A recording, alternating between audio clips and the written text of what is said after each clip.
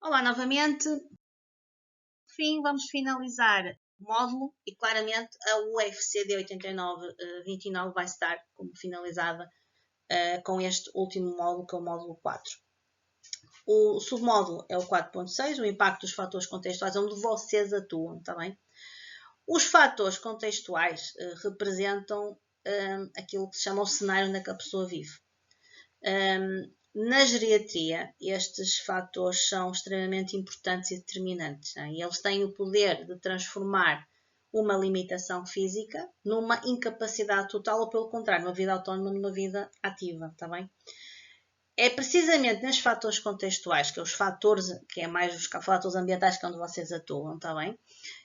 Onde vocês têm a maior margem para a atuação direita também, porque eu já vos falei no anterior, vocês são os olhos da equipa multidisciplinar, vocês são a ponte, vocês estão na linha da frente. E é aqui os fatores contextuais que é onde vocês vão atuar de uma forma mais direta.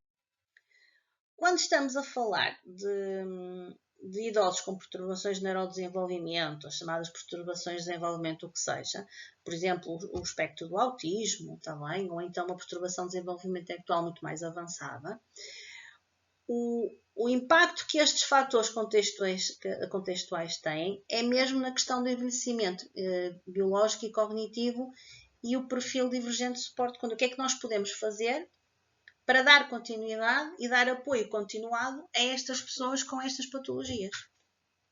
E muitas vezes estes idosos enfrentam aquilo que eu chamo de dupla vulnerabilidade. Eles perdem de forma muito progressiva as capacidades associadas à própria idade, estamos a falar do envelhecimento, à perda da rede principal, familiar, os cuidadores primários, os pais, por aí, está bem? E mais, a somar a isto tudo, são as dificuldades que já existem da comunicação, em que eles não conseguem fazer uma comunicação normalizada, têm dificuldades em verbalizar, mesmo têm dificuldade em se adaptar a um novo meio e a questão da parte sensorial. Eles ficam extremamente alterados quando existem alterações sensoriais. Portanto, tem que haver aqui uma chamada regulação sensorial. Onde é que o técnico de geriatria trabalha? Ele tem que trabalhar nestes fatores, nos seguintes fatores. Então, ele trabalha nos fatores físicos, sensoriais e espaciais. Na questão do declínio sensorial versus o processamento atípico. O envelhecimento natural traz o quê? Traz a perda de visão e de audição, muitas das vezes, está bem?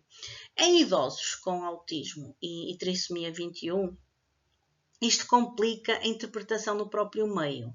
Se o espaço, por exemplo, for muito barulhento, com iluminação desadequada, ou então os pesos são muito confusos, vai aumentar claramente o risco de desorientação, agitação e quedas destas pessoas, está bem? Por isso esta questão, as perdas graduais devido ao envelhecimento pode levar a desorientações, a agitações e a perdas. Quanto à complexidade do meio habitacional onde estão as pessoas, aqui os ambientes institucionais são muito impessoais. Tá bem? Os lares são muito impessoais. Nós temos que ser verdadeiros, está bem? Ou então, nesses lares onde o idoso com perturbação de desenvolvimento vai residir, também tem múltiplos estímulos. Os alarmes, as campainhas, a própria circulação de pessoas, que é contínua, que é um constante, para trás e para a frente. Isso vai gerar o quê? Uma sobrecarga sensorial. O técnico aqui necessita de contexto, está bem, que vão permitir que crie espaços desacelerados e regulados, claramente sob a pena da sua intervenção falhar, não é? Porque devido ao excesso de estímulos do ambiente, isto tem que ser tudo trabalhado com a equipa. Eu sei que é difícil, mas se temos, a grande maioria são idosos sem patologias e temos um autista, né? Temos uma pessoa que tem o espectro de autismo já com 60 ou 65 anos, nós devemos fazer esses espaços de forma a proporcionar um espaço adequado para que não haja sobrecarga sensorial, porque depois vai alterar o comportamento dessa pessoa. Quanto aos fatores sociais, familiares e relacionais, aqui estamos a falar da perda da rede primária de apoio, né? O envelhecimento dos próprios cuidadores, os pais começam a envelhecer. Historicamente, os idosos foram cuidados pelos pais, também. Nós temos que são os cuidadores, né? Primários.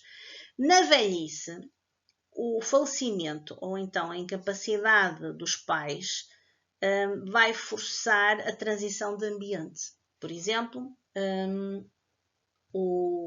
a pessoa com perturbações de desenvolvimento vai ter que ir para uma instituição, mas vai de uma forma tardia. Ou seja, nós como ainda temos capacidade para cuidar do nosso filho, então vamos adiando a transição.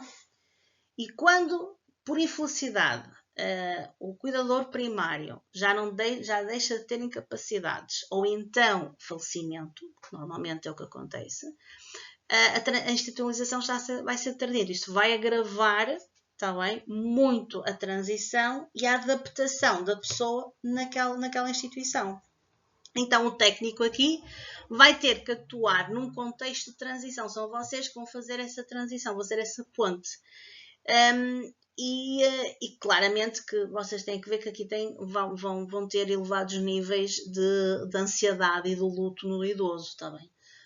Porquê? Porque eles vão sair do contexto de casa para um contexto institucional. Portanto, acaba por vai se manifestar da forma do comportamento deles. Portanto, eles vão recusar comer, por exemplo.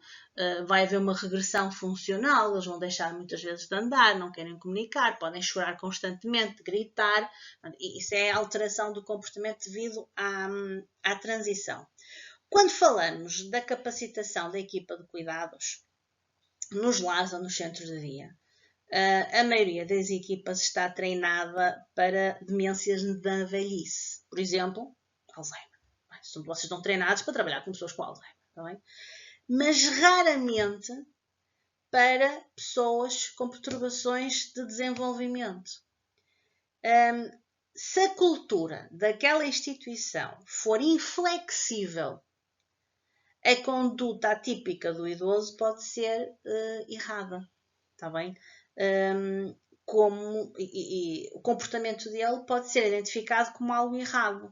Porquê? Porque vão logo associar a uma demência agressiva. Porquê? Porque vocês estão habituados a trabalhar com pessoas com Alzheimer, não estão habituados a trabalhar com pessoas com perturbação de desenvolvimento com demência. E muitas das vezes a alteração dos comportamentos não quer dizer que seja uma demência agressiva. O que pode ser é uma sobrecarga sensorial ou então uma frustração de não conseguir comunicar com o outro. E isto são sinais que nós temos que estar com muita atenção. Porque como eles não estão, são instituições que muitas das vezes não são muito inflexíveis, são estruturas que estão preparadas para receber idosos com outro tipo de patologias, mas não com perturbações de desenvolvimento. Aí acaba por ser muito frustrante o trabalho do próprio técnico de geriatria. Quanto aos fatores organizacionais e os métodos de trabalho, nós temos aqui a rigidez das rotinas institucionais versus a necessidade da previsibilidade. Aqui os idosos, por exemplo, com autismo, necessitam de rotinas hiperestruturadas, também muito, muito estruturadas. Quem trabalha com autismo sabe perfeitamente que são pessoas de rotinas rígidas e inflexíveis. Portanto, são pessoas que têm que ter mesmo aquelas rotinas diárias. Também são tais regras. Em contextos institucionais, aqui é bem o problema, onde os horários das refeições, dos banhos ou da mudança de turno têm que ser realmente rígidos. E quando eles não são rígidos, vai provocar uma alteração de comportamento.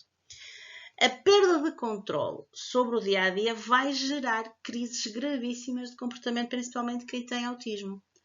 Está bem? E o que é que nós temos? Nós temos que ter cuidado com essas mudanças. Temos que saber estruturar isto muito bem, porque não estão, como eu digo, as instituições não estão preparadas para receber idosos com o espectro do autismo, por exemplo. É muito mais fácil, eu vou-vos dizer, e eu sei que algumas pessoas trabalham com autistas, é muito mais fácil trabalhar com trissomia 21 do que trabalhar com autista, porque o autista é imprevisível. E se vocês mudam uma rotina que seja, mínima que ela seja, vocês vão ver uma alteração de comportamento. Está bem? O nível de autonomia e permitido pelo contexto. Aqui, se o serviço onde o técnico opera se focar apenas nos cuidados básicos, por exemplo, higiene, ou então a nutrição. Isso é o que chamamos o modelo assistencialista, está bem? Da assistência, o modelo da assistência, tá? E não da manutenção da autonomia, que é o modelo focado na funcionalidade do idoso.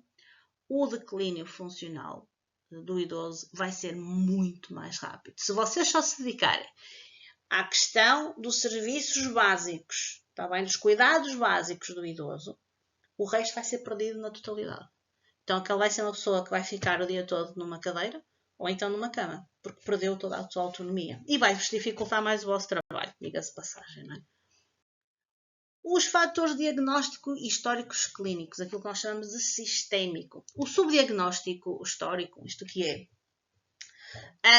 Muitos dos idosos de hoje cresceram numa época em que o autismo ligeiro, tá bem? Ou PHDA, não eram diagnosticados.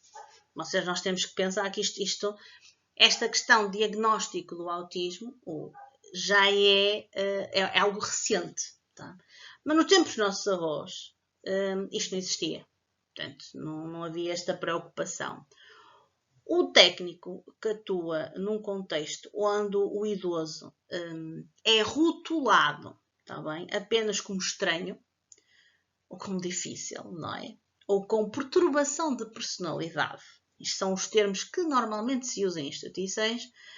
O que é que vai fazer? O que é que vai acontecer? Vai limitar o acesso às estratégias para a adaptação ambiental dessa pessoa. Quando temos este rótulo, vai ser muito complicado fazermos a adaptação ambiental e alterar a mentalidade institucional. Quanto à comorbilidade do envelhecimento, a incidência precoce da própria demência também, particularmente o Alzheimer, e isso acontece muitas vezes com pessoas com trissomia 21 que começa entre 40 e 50 anos, vai exigir que o técnico de geriatria adeque o contexto da perda cognitiva sobreposta por uma perda de fragilidade de base, ou seja, se ele já tem uma trissomia 21 e agora tem uma demência, nós temos que adequar o contexto. Já são duas patologias, tá bem? Então, são duas patologias, nós já vamos ter que fazer aqui alterações no plano individual. Então, a equipa multidisciplinar vai ter que alterar aqui as rotinas continuam, mas as atividades vamos ter que fazer algo de diferente para aquela pessoa. Pelo menos ainda continua a fazer algo para ser autónomo, por mais que vocês auxiliem, e fazem mesmo o auxílio, não fazem por ele, mas nós temos aqui que fazer as alterações. Num quadro que eu decidi fazer para vocês verem mais ou menos como é que isto funciona. O papel adaptativo do técnico de geriatria num contexto gerontológico, nós temos aqui 4 pontos fundamentais. É a transição da residência, portanto, aquela questão da casa de família para a ERP, não é? Aqui o que é que vai acontecer? Um trauma de ruptura, porque vai haver uma ruptura entre a família e passa a ser uma instituição. O isolamento, comportamentos agressivos e de oposição, portanto, comportamentos que estão do contra, está bem? E quais são as adaptações que nós podemos fazer aqui? Criar histórias sociais visuais, está bem? Da mudança, manter objetos de afeição, de rotina antigos no novo quarto. Já tínhamos falado disso anteriormente.